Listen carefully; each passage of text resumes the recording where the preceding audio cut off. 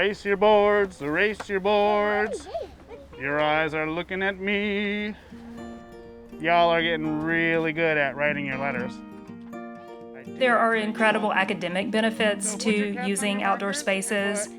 An outdoor learning lab is an extension of schools, so it is a classroom full of learning features that are hands-on, so teachers can bring to life math and science and literacy. There's also health benefits. Just being in an outdoor setting really does help student wellness. You can say the sound an O makes. We have seen an increased interest in outdoor learning as a strategy for social distancing. There is less transmission of COVID, and so the outdoors can become part of a reopening strategy.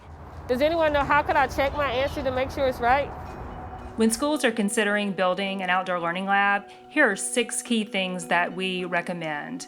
You want to choose a location that is in close proximity to school and is accessible to all students. Consider the grading and make sure that there is good drainage. You also want to make sure that you're not right next to the playground and you're free from distraction so students can focus. All right, guys and girls, we're going to do a little STEM project. You're going to invent something to keep these teeny tiny little seedlings warm. In choosing a location, it's very important to consider shade, so teachers and students aren't in the sun all day.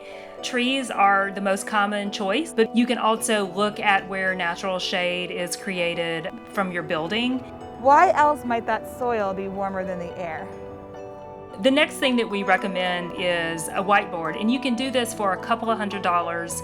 We typically install it on cedar post and in a permanent way, because that way teachers don't have to carry anything when they bring their students out. Constraints, right? So your criteria, keep seedlings warm. It is so important to provide storage for teachers. You can build a wooden shed. There are also plastic sheds you can purchase. Teachers can store clipboards, pencils, anything that they're using daily. All right, my inventors, what are you gonna come up with using nothing but the things I brought out here for us to use? There are scissors for you. Seating is also really important. Our favorite option is using tree stumps. You can paint them, you can put numbers on them, you can spread them out a good 6 feet.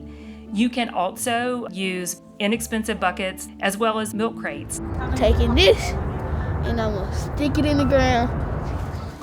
And then there are the additional learning features that you can add on that will take you deeper into the curriculum. Raised beds and vegetable beds are science in action.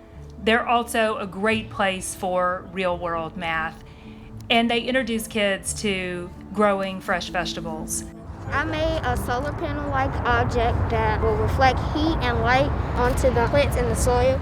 Additional features would be rain barrels and compost bins. And then creating a very simple and low-cost weather station on a cedar post. You can install rain gauges, thermometers, barometers, and a weather vane. These are wonderful learning tools for STEM. What have you done here? Talk to me about this, Kaden. So I have my black paper under there.